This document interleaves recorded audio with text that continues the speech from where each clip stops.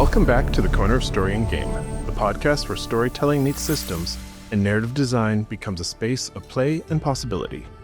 Today, I'm thrilled to welcome someone whose work lives at the intersection of story, immersion, and education, Aaron Vanek.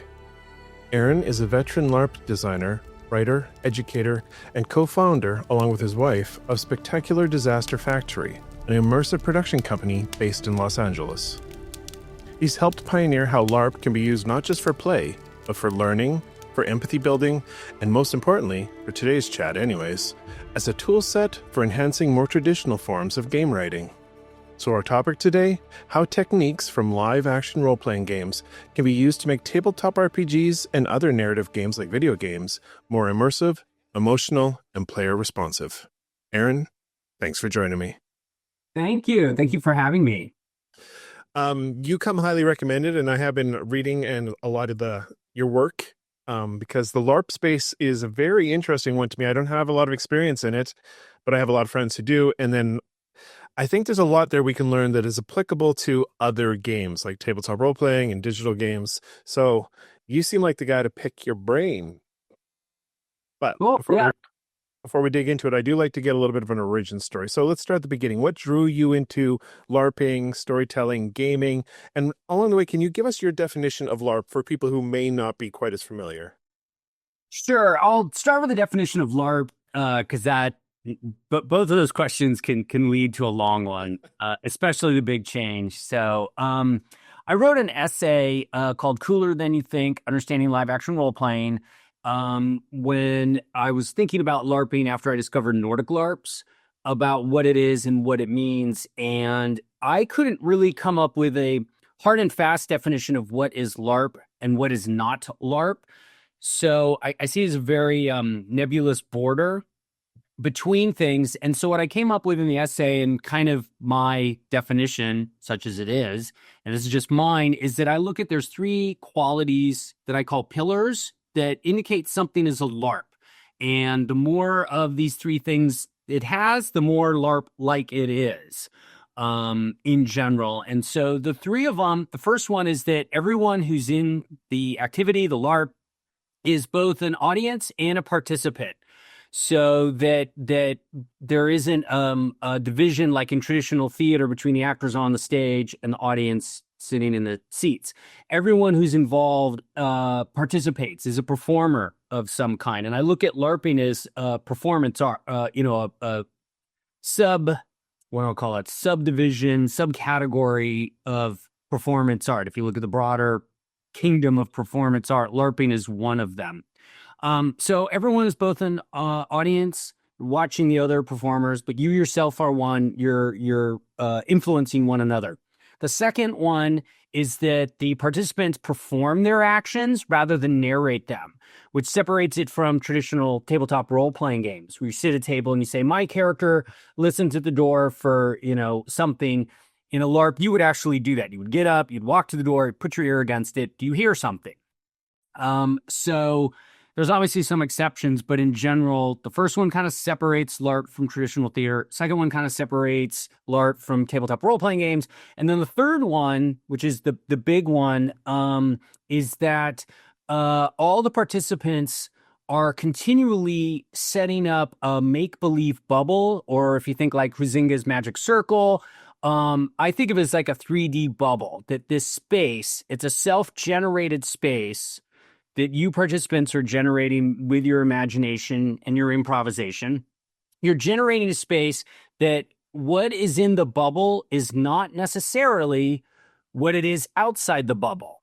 Okay, so that you are pretending that what is in this space that we create, and you're defining the space. Maybe it's a room, maybe it's a campsite, maybe it's an old castle, right? You're defining the space, and you're deciding that what is in that space may not be what it is in real life. So you on this podcast, if we were LARPing, you might not just be Gerald Ford, podcaster. You might be, Commander Ford, leader of the Beetlejuice Brigands on a spaceship, right? And you're communicating with me to another spaceship, something like that. So we both agree that you are not you or you're someone else, and I'm not me. I am someone else. And What that is get into an active thing, which we could sort of talk about later. So that's my definition. Three things: that everyone's a both participant and audience. You perform reactions, you don't narrate them, and then you all engage in the creation of this bubble. And you have to constantly refine it. You have to constantly be putting activity into it that we all agree that we're doing this. And I don't go, "You're not an orc. You're Gerald in green face paint. You know." You have to actively put in. So anyway, that's my definition of LARP. Back to the origin story. I was playing Dungeons and Dragons, in my preteen years, just like everyone else. And after a while, me and my friends were just kind of hyper. We got tired of sitting on our butts at a table. We just got bored of just sitting at a table and rolling dice. And where I lived in Northern California, it was near railroad tracks. And by the railroad tracks, there were these big, tall eucalyptus trees. They were like temple columns. And one day we walked over there and we pretended that like we were fighters, and we picked up sticks and we started hitting each other with sticks along the eucalyptus things. And then we started having characters, and so it was this very vague sort of thing.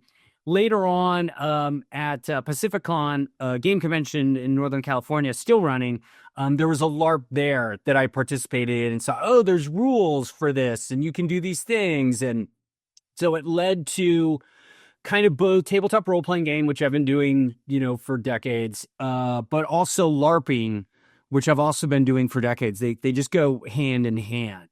And to answer the last question, which is kind of a big anecdote, so please indulge, audience.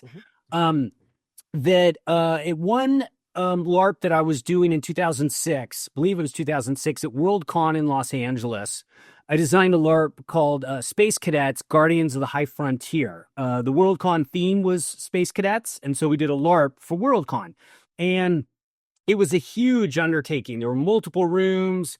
There were classrooms where you would learn things like starship piloting, robotics, alien biology. So you take a class, and then you go on missions in different rooms that you would use the skills that you learned in the class. So you learn how to do things in the LARP. You learn how to like fire your lasers and whatever. One of the final missions was basically like a ripoff of Alien. So you went into had to crawl through a dark tunnel. So we set up like cardboard boxes that you had to crawl through. And there was a big alien in a costume at the end of it. You'd have to fight the alien and, restart the ships. One of the players was a little kid. He was about 11. And he had the nickname Nacho. We gave every space cadet a nickname, and his was Nacho. So he's with adults. So he's part of like 5 or 6 players. They go in, and the alien knocked them all out, right? So we didn't have death in it, but just you are knocked unconscious. So all the adults are unconscious. The alien is tromping around, and the costume was like a big bug on stilts, and the person is growling. So this 10-year-old kid was panicking, and he's lying in the tunnel flat on his stomach, trying to be as small as possible. And he's just laying there. He's just sitting there. He's scared, right? He could just see the legs of this alien that just took out all these adults. And he's panicking. And so one of the players like, come on, you gotta help us. So he had a med kit. And so he kind of reaches out with a spray bottle. So he reaches around the corner and like sprays one of the person. She comes back in and comes back to him and go, okay, we'll take him on. So they came in, they fought the alien, they succeeded, they defeated the alien and, rescued the ship and blah, blah, blah. Cool. Later at the end of it, we had an award ceremony. And all the players in Space Cadets got a sash, like a Boy Scout or Girl Scout sash, and they got little iron-on patches that indicated what classes they took. So if you took robotics, you get a little robotics logo patch. So at the end of it, we gave awards, and I gave Nacho an award for bravery. And it was literally just a gold strip of fabric, and I put a little black Sharpie on it. So it was gold with black Sharpie. It was a 2-inch fabric. I gave it to him here, and the award for bravery goes to Nacho. I gave this kid, I'm like, cool, we did this thing. I'm going home. I can sleep. Months later, I heard kind of through the grapevine that Nacho's mother said he is still talking about this. He keeps this by his bed. He ran to his dad, Dad, I got the award for bravery. I did this. And it like profoundly affected him. He's like still talking about it. I just kind of went, what? And it changed me because I just realized how much power live action role playing can have, how much potential it has. And I'm thinking like he got the award for bravery, which literally was a strip of fabric with a Sharpie. But does he sleep without a nightlight now? Is he, a little more confident in the things he does that he defeated the monster? And so that's what got me to realize the potential, power of what LARPing can do. And that eventually led me into, education, using LARPs for education and things like that, using LARP techniques to enhance tabletop role-playing games. It basically is just like a booster. A lot of the things that you do in LARPing is a booster. So long story, but I thought it was cool. That is very cool. So powerful. So what is the work you're doing now? What are you up to these days? So a couple things. Right now, I am teaching game design, tabletop card board game design to middle school students. I also teach an interactive fiction writing class for high schoolers. So using Twine to make interactive fiction stories like Choose Your Own Adventure. It's for a homeschool community. I am also trying to get my teaching certificate. So I become I'm hoping to be a full-time middle grade teacher. In these crazy times, but I've been teaching for a while and just enjoy it and enjoy using game techniques in the classroom, both teaching how to make games, but then also using games to teach, again, because of this profound power that I've seen firsthand, how much, and it's happened to me too. There's major lessons I've learned in life through LARPs, through tabletop role-playing games and things like that. It's not always, but it definitely has the potential. Very cool. Well, I would love to get you back on the show sometime and talk deeper about LARP because that's a fun topic. But what we're here to talk about today specifically is using tools and techniques and learnings from live action role-playing and applying them to tabletop or digital games. So let's dig into that. First of all, in my research into your work and my readings, you have often discussed the use of sensory elements, player handouts, real-world locations to create immersion, to immerse players in tabletop games. So why do these live-action role-playing tools work so well in these other formats? Yeah, it's not a huge switch, basically, from live-action role-playing into tabletop gaming. And whether tabletop gaming or even online VTT kind of situation, things can work. And it basically just kind of is involving the full embodiment of the player, of the person. And so you are immersed. That word's bannered about a lot. Immersive experiences. LARP is an immersive form.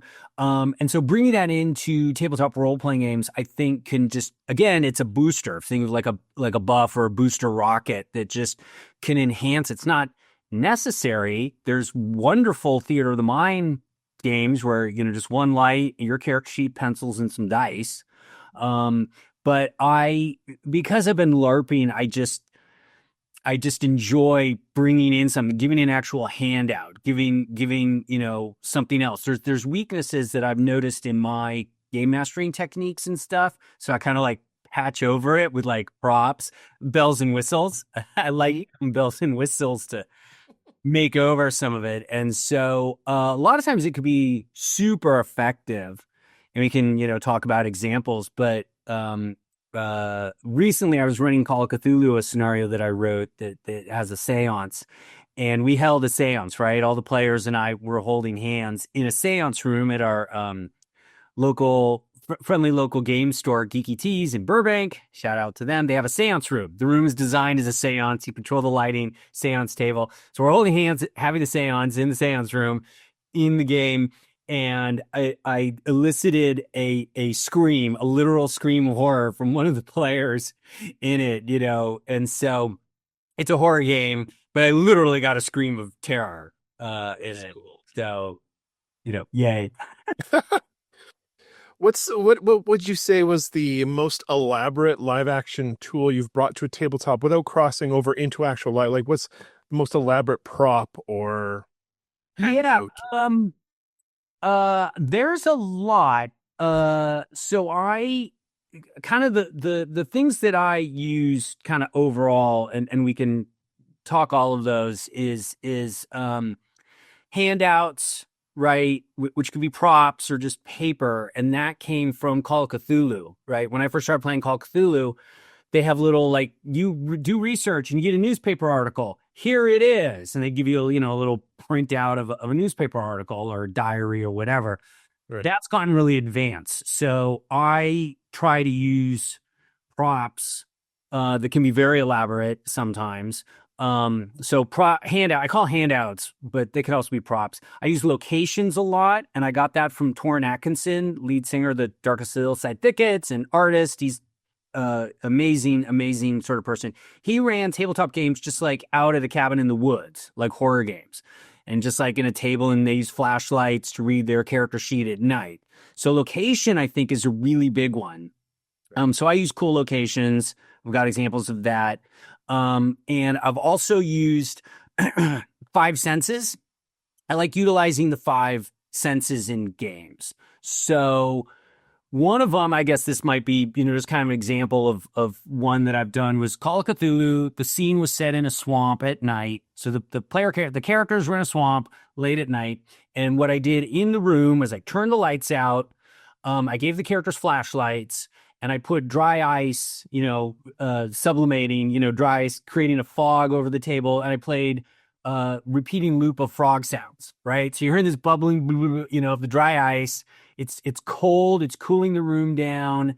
And then you're hearing these frogs, and you have these flashlights shining through the fog of your thing. This is just in like, a game room in a house, at a thing. But all of a sudden the lights were down, dry ice and all that sort of situation. And the other one that I like using is NPCs, and we can again dive deep in any of these, but I like using other people to be the non-player characters. And one of my weaknesses, not the weakest, necessarily the weakest thing, but is doing voices or accents for different non-player characters when I run a game, trying to be so many different characters. So I have started enlisting other players, other actors to be the non-player characters, right? This is your character, you do it, right? And they just have to focus on that. So, and that kind of comes from LARPing too, right? That you don't have just one person in a LARP being the character. You have, everyone's a character. Again, everyone is a participant. So I don't have to be the one person in tabletop game as a GM to be every other non-player character, right? Have other characters instead of doing it, if that makes sense. So I can kind of dive deep on any or all of those, but that's kind of the thing. Location, NPCs, handouts, five senses. Cool. Like, well, I do want to dig into the NPC topic. That piques my mind, but I'm curious, back up for 5 seconds. What are some good examples of locations that you've used that are out there? Why did you use them? And for people who are designing or working in the space, how do you incorporate that idea into designing tabletop or digital or LARPs games? Yeah, I'm going to screen share and show some pictures. Is that okay? We can try it. So this is the old zoo in Burbank in Southern California, where I ran a Call of Cthulhu situation. Those are my players. And the old zoo literally was that. It was an old zoo from the 20s, I think 1920s and 1930s, but it's abandoned. It's just like picnic tables right now. So this is like one of the pens of that the animals were kept in. You just walk in and have a picnic there, right? It's free. It's easily accessible. And you could see here, there's my old Call of Cthulhu. That's the old keeper screen. And in the back, right, these are the props that I used, right? So you see a prop there that I got. Someone gave it to me. But there's stairs leading to a cave. This is where the feeders came in to feed the animals. So it leads up, but it's a dark cave. So just a simple, picnic spot was one of the locations. And so incorporating it as well, I knew about it. I knew it was free. And I just told the players, like, just come to this spot. The difficult thing about doing it, and I'll show you another one here, which was a panorama. It was a Dreamland Call of Cthulhu game I was running. It was a 360-degree panorama of the Arctic. And so this was representing the underworld. So we played in there a little bit. And then here's the seance room at Geeky Teas that I mentioned. Cool. So the thing about the prepping for this, it's difficult on some people. Some things you have to be aware of is that you have to haul all your books, all your dice in a backpack. And when I was running the Dreamland game, it was a lot of books. It was a lot of books. So you have to be aware that you got to take that stuff. If you're going to be using sound or things like that, do you have power? What's the wind like? Is it in the public? Is it publicly accessible? Are there bathrooms? Can you have food and drink and things like that? So essentially it just needs like a scout, some due diligence, some recon of the location. And, is there a fee to get in? And just kind of answer those questions. And then it can work and be totally amazing because that takes care of so much of the five senses of props and handouts. They just have to like look their eyes up from the table and they're immersed in setting, right? It takes care of a lot of stuff. And I forgot that did that answer your question? It does. It does. I guess I'm curious because so many of our listeners are working professionals in narrative design or game writing or other forms of creative. I'm looking for how can we apply this? Like, yeah, how can we use it to build a better LARP or a better home game? But also, as somebody designing the next 5th edition module, are there things from this that we can apply to what we're creating or crafting in a digital game or in a tabletop space? Yeah, all of these are possible to use. While I got you on the screen share, I'll just share all of these. So this one was a Call of Cthulhu, Cat Cthulhu. There's a Cat Cthulhu module or what do I want to say? Supplement for Call of Cthulhu Replay Cats. Let's describe what we're seeing, though. Remember, we're podcasters yet. Oh yeah, I thought of that. Yeah, sorry to the listeners only. What you're looking at is what I set up was a for Call of Cthulhu is the battle map, and it's Legos. Right. So it's a bunch of Legos with little cat figures. So you're looking at a map, and it's actually of my apartment. So the scenario took place with me as one of the characters that I was running, and I'm the little Lego figure that slumped over there. And so the module was the little kitty cats, which included our cats. So the cats were real cats in like our apartment complex. My cat had to save me was the scenario. So what I did was Legos. I just simply did a 3D, Legos. Obviously, tabletop gamers are used to 3D printed and miniatures, and it gets extremely elaborate. And I'm so envious of those who can do that. I just don't have the money, time, or fine motor control to be able to be doing that. So I just use the Legos as a 3D thing and little figures for it. So something as simple as that kind of enhances it. Just go from a 2D map to a 3D map, right? And just using Legos, something like that. All of a sudden, can sort of change things. One of the other tricks that I can do, obviously we mentioned handouts, paper handouts Call of Cthulhu uses a lot, right? So that's very common, a paper handout, a scroll, a map. And I do that all the time, I print, I got a color printer and a black and white printer, and I print stuff all the time, right? You're printing character sheets. So one of the things that I realized on printing this stuff for this one game is I printed out a theater playbill for one of the characters was an actor. And we were playing outside the game, and in the end, I burned it. So what you're looking at here in the game is I, printed out, this elaborate prop on paper and everything. But in the game, and I already kind of prepped for this possibly happening, in the game, Cause was concerned to destroy that prop. So I burned it. And so what you're looking at is my hand holding the flaming prop that I printed out. And that kind of came from Risk Legacy, the board game Risk Legacy. The idea that this stuff isn't sacred, right? These paper things aren't sacred. And there's a great game. I'll give a quick shout out. An indie game called Torn by Stephen Druin. I don't know if I'm pronouncing his name right, but he had a successful Kickstarter. I have it, of a game that is designed. Your character sheet's designed to be torn up as things happen. And so if you think Risk, Legacy, and Torn, one of the techniques is you spend all this time crafting this prop, but what happens if that prop is destroyed in the game? And I'll stop the screen share.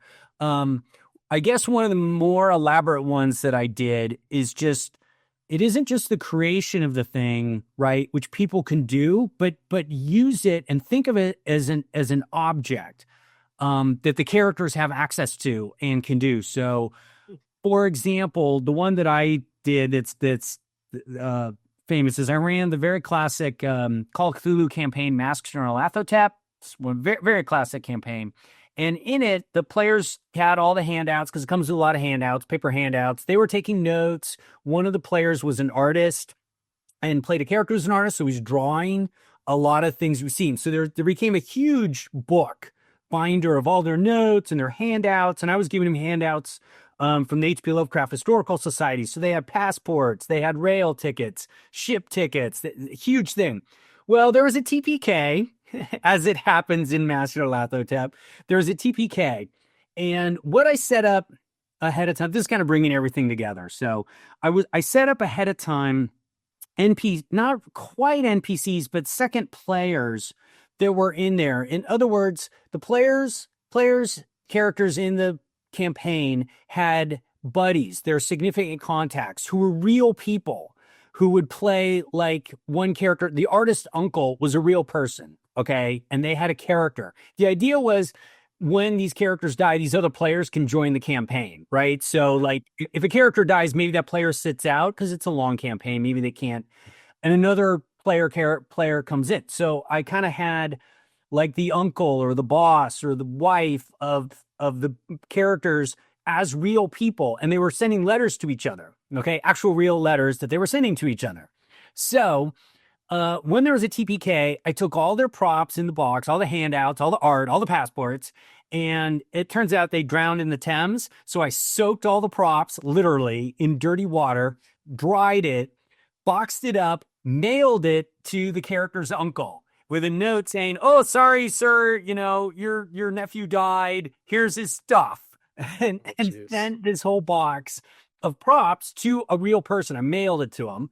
He then looked through all the stuff, made all these notes and these handouts, and then mailed it back to me, but that went to the new character. So when the campaign continued, the new characters got this box. So they got all their notes back, but some stuff was destroyed. Some stuff was soaked in dirty Thames water. So the point is on this is like, sure, it's easy to say use props, paper props and a map and things like that. But go with that, go full bore with it. Not just you've made it, but don't consider it sacred. That's an actual object in the game. So maybe you put hidden puzzles on it, or you destroy it if it gets destroyed.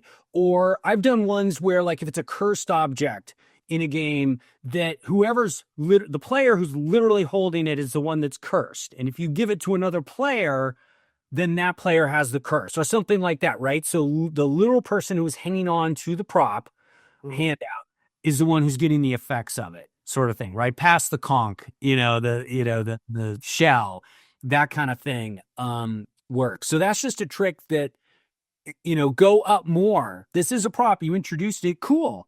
Use it literally so the player is embodying the character, and then the character is holding the prop. Literally, they're feeling that texture, the weight, whatever. That's cool. That's cool. That makes sense. That's a very long, I think, answer to your question.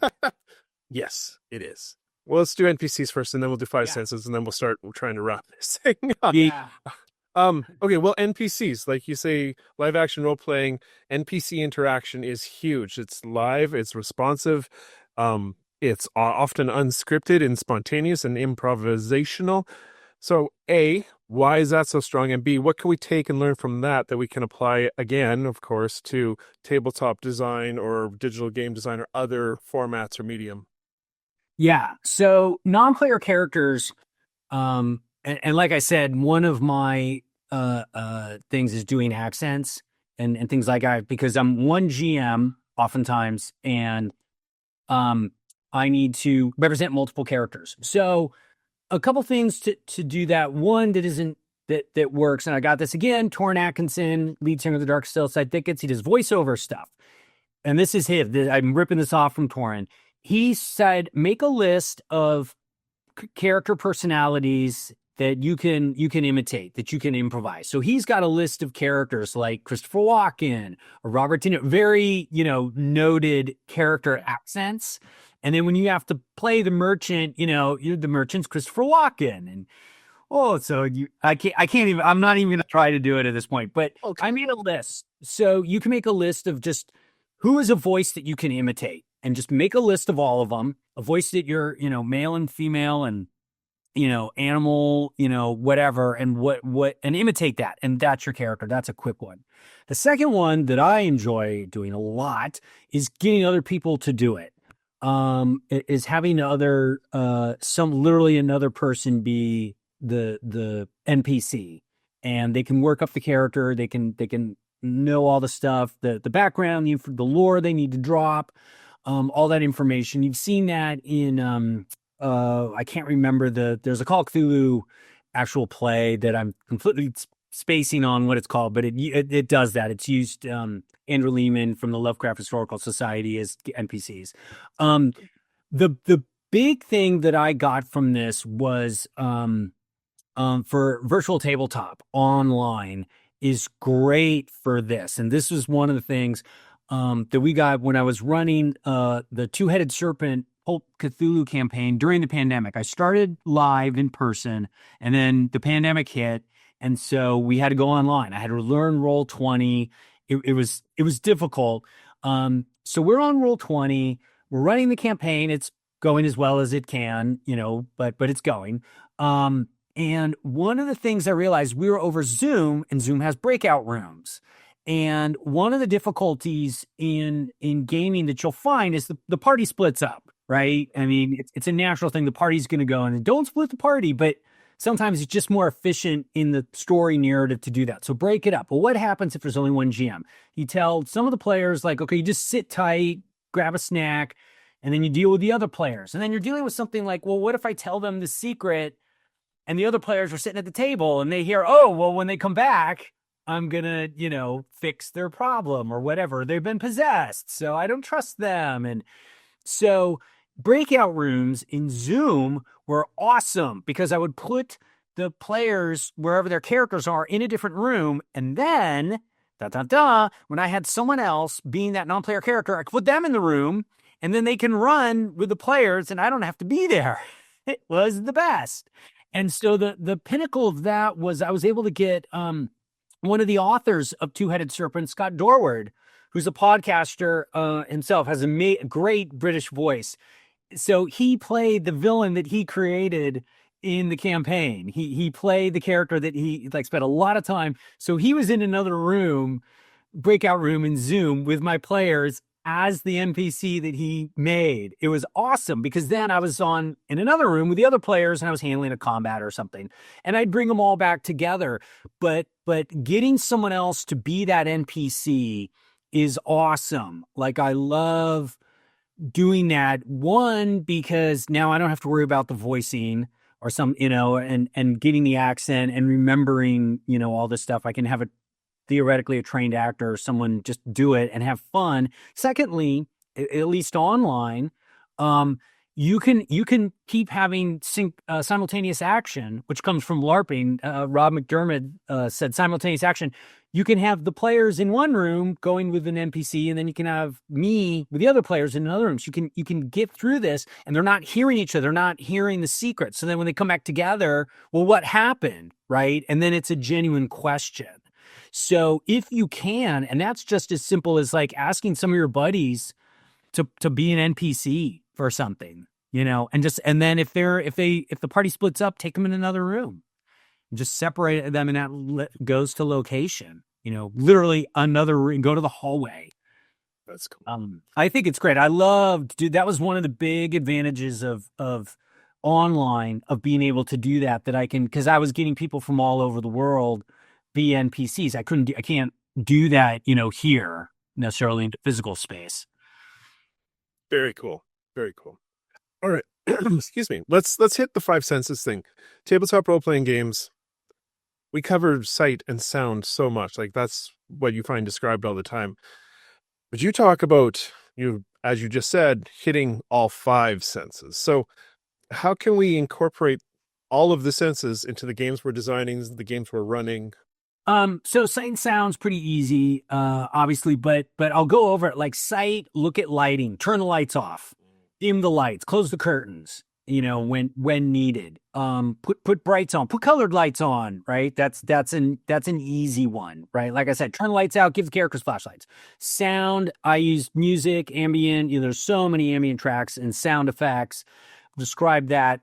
Now the other 3 become really interesting. So smell is becoming incorporated a lot. There's cantrip candles. There's all these other scented candles. So scented candles, scented oils, that give the mood, right? So you can have, like, you're at a scene in a forest and you can have a forest candle. I've done that. I've done like nasty scents. I used fish bait in one of them because it was like, I can't remember where they were. The Delta Green game. So he's fish bait.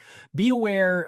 There's a little asterisk. Be aware of like player allergies, right? It could trigger some stuff. So just be aware of it. But smell works great.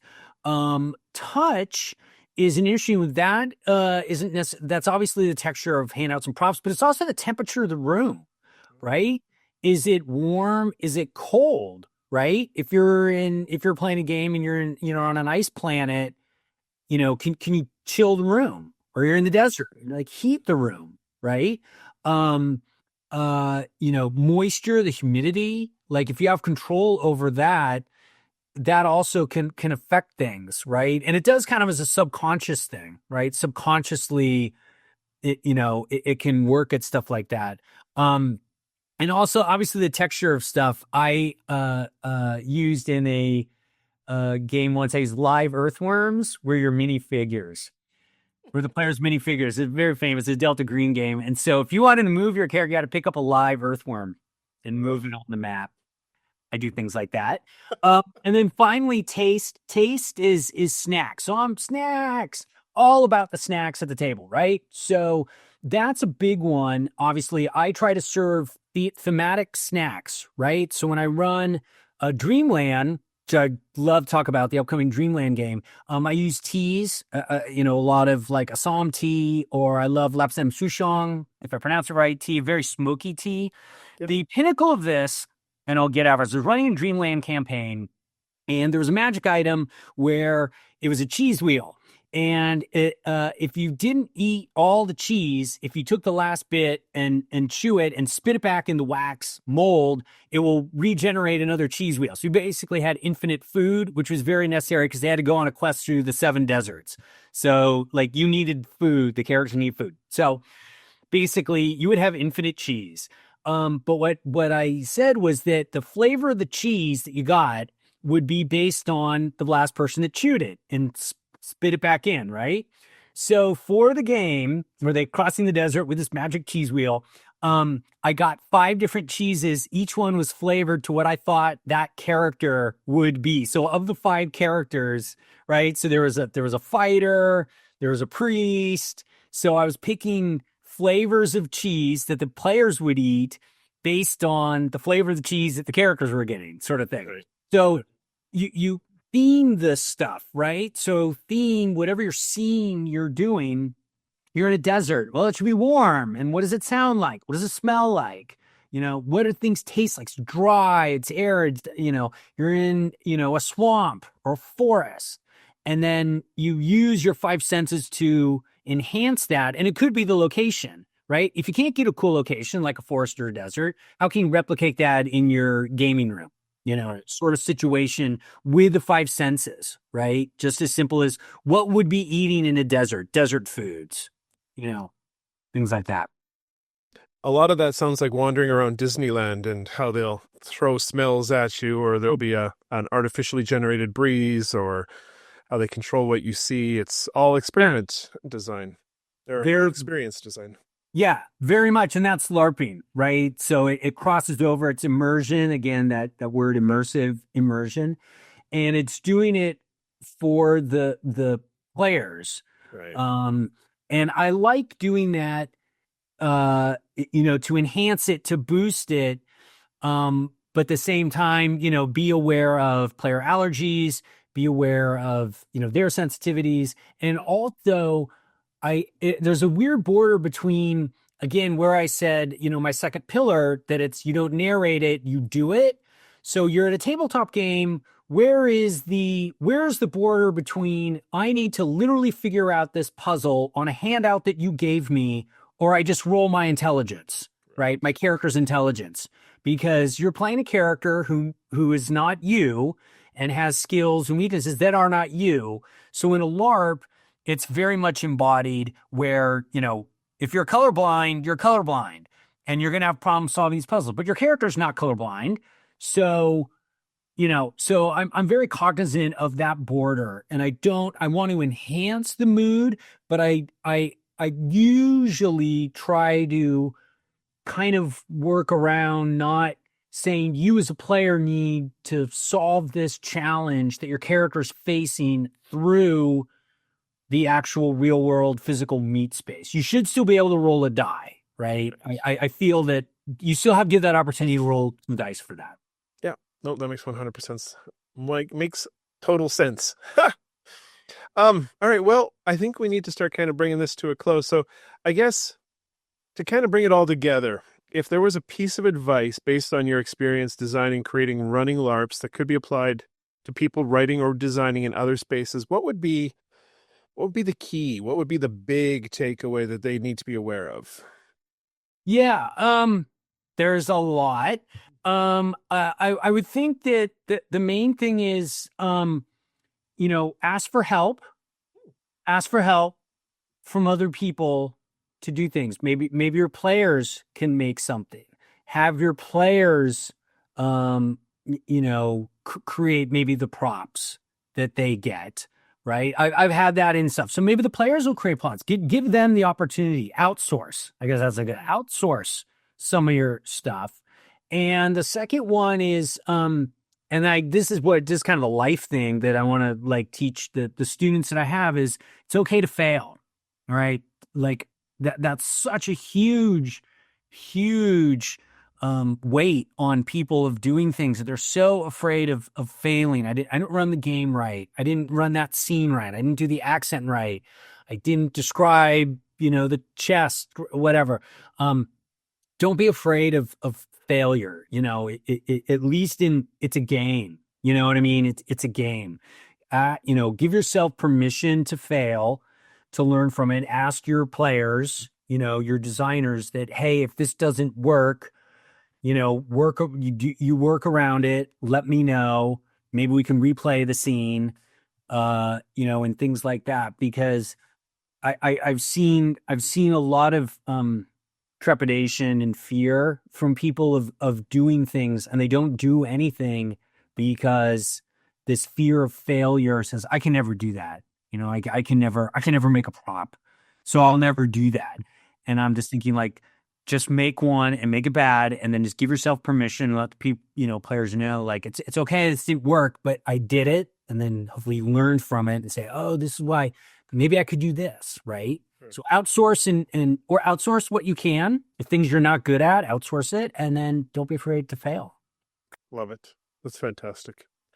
Okay, well that, for now at least, until I get you back on the show, ties up the core subject. I have a philosophical question I like to ask everybody who comes on the show, so it's your turn to answer this.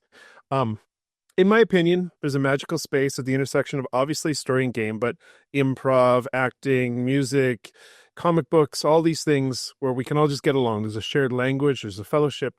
If you agree with my little theory, and not everybody does, but if you do, what would you say is the magical thread that holds a space like that together? I do agree with you.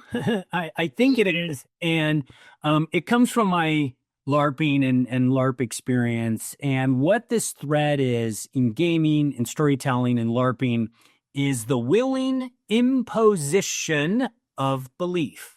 The willing imposition of belief. Now, in motion pictures and in traditional theater, they ask you for the willing suspension of disbelief. This comes to classic as you, audience, need to willingly disbelieve the reality that is there. But in gaming, actively, you need to willingly impose your belief. Again, you need to create that bubble. You need to use your imagination and your improvisation to create that space that is going on. So that magical thread that comes in is that you're willingly imposing your belief, this shared reality in there. And that ties it, right? Because we're all working to make this fantasy experience together. I love the mental analogy you've given me here, because I'm very familiar. I've studied the magic circle theory and the idea of social contracts that allow us all to enter a space where rules are set aside. We have new rules and we can experiment and play. But you're talking about you're basically carrying around a shield generator that's you're actively engaged in creating a bubble of belief in something different, which is way different than just entering a passive social contract inside of a magic circle. So I'm going to have to ponder that a little more. So we may have to discuss that again sometime. Yeah. Yeah. I mean, I just love the activeness of this. Yeah. You put some of yourself into it and you're helping create it. And it's the improvisation, right? Improvisational aspect. Yes, we're on a spaceship. Yes, and this. Now, obviously there's limits on rules and blah, blah, blah. But in general, put into it. That's cool. Okay, well, we're going to start heading for the door here, but I do like to open a little space up for you to signal boost. Is there anything you're working on or have worked on you want to mention? And where can people find you online? Yep. So a couple things. One thing I'm looking forward to releasing is Spectacular Disaster Factory. By the way, his website, spectaculardisasterfactory.com.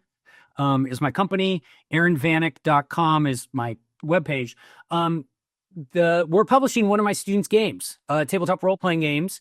We're working on it now. It's called No Other Will But His. It's one of my high school game students designed this in class, and you play the ladies in waiting to Queen Catherine Howard in King Henry VIII's court right before the queen is about to be executed. So it's a feminist look at the patriarchy. Has nothing to do with current political situations. Been working on for a while, but it's just going to be PDF online only. It's called No Other Will But His. The second game I'm looking forward to, I got three things, by the way. Number two is the Dreamland game that I mentioned. I love this game. This is possibly my favorite game of all time. It's definitely in the top three. It's going to be crowdfunded by Exalted Funeral in July of this year. It's created by Jason Bradley Thompson, who's an artist. He's amazing. He made this amazing game. It's called Dreamland. We're on Discord. We're on Facebook. The main website is dreamrpg.com. And I love this game, and I can wax rhapsodic about it for a while, but just check out dreamrpg.com. That's coming this July. And then finally, if anyone's in Southern California, coming up, not this weekend, but next weekend, May 4th, our company, our immersive theater company, Spectacular Disaster Factory, is part of the Los Angeles Immersive Invitational, which is like an immersive theater jam. So we're given a theme Friday night, and by Sunday afternoon, we have to have a show that goes up, right? So we have to put it all together in like 40 hours. It's a short show, but May 4th, if you're in Southern California, the Los Angeles Immersive Invitational. And we're one of eight. So you'll see 8 immersive companies do what they, with this one theme, 8 shows. That would be so cool. I wish. Yeah. All right, buddy. Well, that is it for today. So I'm going to push you out the door. I'd love to give you the last word. Did you save any parting words of wisdom for us to take the show out? Okay. Lazy. Let the participants do the work. Learn to live, learn from failure, and steal from others, including yourself. There you go. Be lazy. Let the other people do the work for you. Live with failure and steal from others, including yourself. And that wraps up another episode of The Corner of Story and Game. A huge thank you to Aaron for sharing your wealth of insight into how live-action storytelling techniques can deepen and transform even the most traditional gaming formats. And to you, dear listener, as always, thank you for taking your seat at the table. If you enjoyed today's conversation, be sure to follow the podcast on your platform of choice, leave a review, and hey, come join us on Discord and get in on the conversation. Until next time, keep telling stories, playing games, and creating worlds worth getting lost in. Stay safe out there, Wanderer. Your chair will be ready by the fire the next time you stop in at the corner of Story and Game.